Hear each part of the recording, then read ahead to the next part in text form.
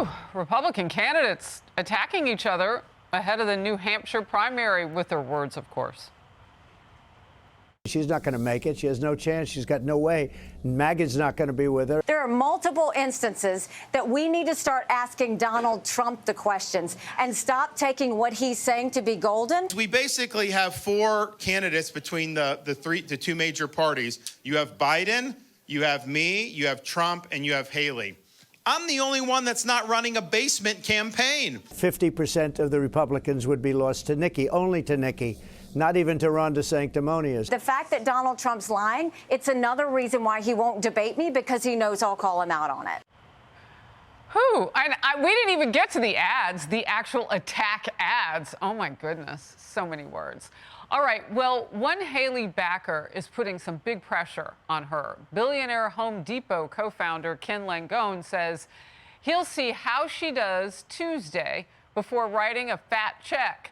Quote, if she doesn't get traction in New Hampshire, you don't throw money down a rat hole. Today's state tracking poll shows former President Trump with a 17-point lead on Haley. He's up 2 points, and she's down 1 from Wednesday. Power panel now. Doug Collins, former Republican congressman of Georgia. Kevin Walling, former Biden campaign surrogate. Doug, I'm going to start with you. And I think we all know that when you're looking at a good daily tracker, and this one is, it's a good combination of polling and all of that. When you're looking at that, it is going to change day to day. Doug, what are you looking at for the total race ahead of Tuesday? Well, it's not changing that much, Harrison. If you looked at the numbers there, it was up 2 for Trump, down 1 for Haley. Here's the interesting thing. The polls in Iowa, which are notoriously hard to judge many times, but they got it dead on in Iowa. They're looking the same thing. These numbers haven't really changed coming up into New Hampshire as well. So really, I think the thing that you got to look at here is, and you and I had talked about this earlier in the week, there's really no pathway, even if there was some kind of a miracle showing in New Hampshire, for Nikki Haley past New Hampshire, and there's no showing at all for Ron DeSantis. So I think it's going to be safe that Ken can keep his checkbook in his pocket, because I don't think he's going to need to write that check. Ken Langone of Home Depot, you trying to save him some money? Yeah. All right, Kevin. Yep. Well, listen, I'm with Doug. Actually, the polling was actually spot on, the Des Moines Register poll in Iowa. And, listen, we're 4 days out from the New Hampshire primary. I'm really looking, Harris, at the 40% of New Hampshire voters that are undeclared or independent, and seeing what they do. Of course, they delivered a victory for Hillary Clinton in that matchup against Barack Obama, kind of a surprise victory. They delivered a victory for John McCain back in 2000 when all the marbles were behind George W. Bush. So I still think there could be some interesting things to happen Tuesday night that we'll have to watch. Yeah, when you talk about the undeclared, you also have a situation, as I understand it, please feel free to correct me, but if you're a Democrat wanting to help out one of these candidates, you can declare differently, but you'd have to register as something else. And I think the deadline for that has passed in like October. Yeah, you're absolutely right, Harris. That deadline to switch party affiliation has passed. Democrats only vote in Democratic primaries. We aren't really having one this cycle, as you know, and Republicans are only voting in Republicans. But those undeclared independent folks, that 40% of Granite State voters can pick either to vote in the Democratic primary or the Republican primary. Doug. Yeah.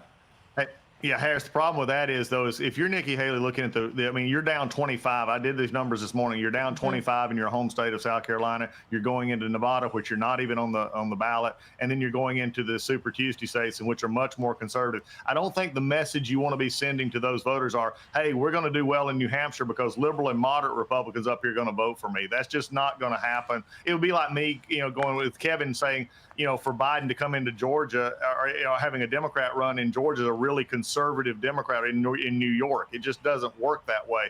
And I think that's your biggest problem, because this is a longer picture that's got to happen here. And it's going to be, I think you're going to see Donald Trump win on Tuesday night. It's going to be, as I said earlier, I think it's already over, but it really will be over after Tuesday night. I'll run on a ticket with Doug any day. Oh, he can be at the top of the ticket. I'll run with him any day. And he also has a really cool hoodie that says Mackinac Island, which is up in Michigan. Gorgeous place. Anyway, I just pick up the details. See, I'm like watching the details. Speaking of a detail, I don't know which party this hurts. President Biden, former President Trump, both of them could be looking at a rematch this November, and reports keep coming of a possible third-party challenge. from the centrist group No Labels. Top Democratic strategist James Carville with the 5-alarm warning for them. The third party is going to get a lot of votes in 2024. I'm just telling you. It's going to get a lot unless something really changes, and hard for me to see the change. Oh, my goodness. I was hoping that the bleep was long enough there. Wow. The political organization No Labels is asking the Department of Justice to investigate whether activists in both political parties are conspiring to keep the group from launching a ticket. No Labels founding chairman Joe Lieberman says if Nikki Haley doesn't get the Republican nomination, the group could consider her as part of a unity ticket. Watch. I'm sure people in No Labels would give that the most serious consideration. We're talking to a lot of people in both parties about potentially running. Really, none of them have said no, but none of them have really said, yes, I'm ready. Well, that's how you play politics, right? You just don't say anything. Another potential No Labels candidate reportedly could be Democratic West Virginia Senator Joe Manchin. He visited New Hampshire last week. All right, Doug, what do you make of it?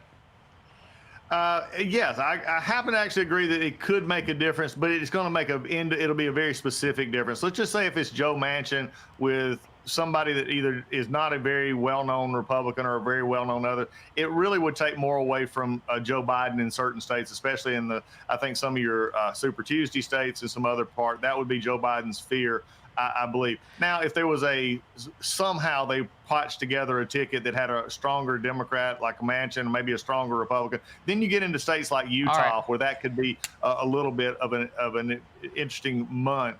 But right now, there are really no Republicans that I see that would be willing to run on the No Labels ticket. So you don't buy that it could be Nikki Haley, because that's what Joe Lieberman said. All right, Kevin. I think Nikki Haley actually thinks she has she has an aspiration that if this didn't work out, she's still young enough to run again. You Forgive go to me, the No we're short Labels on ticket, time. either party, she's done. Yeah, I want to go to Kevin. Listen, in the long history of this country, we've seen 30-party challenges before. We've seen former presidents try and get their office back. They've always been spoilers. They never have actually elected a president. And listen, you got Joe Biden, who's one of the most bipartisan presidents we've seen in a generation. So I don't understand. I helped found No Labels as its first national field and political director back a decade ago. I don't understand why they don't just get behind the most bipartisan president. Joe Manchin's got more signing pens from Joe Biden in terms of bipartisan bills than any other president that he served with. So No Labels. You get credit for using your time to try to help your guy who you were a surrogate for get into office. Oh my goodness. You get credit for that. Kevin, but I that love you, wasn't man. the But he has more question. pens from Biden because he votes Democrat, not bipartisan. Look at those bills. Come on. Gosh. That's the last time I try to protect your time, Kevin.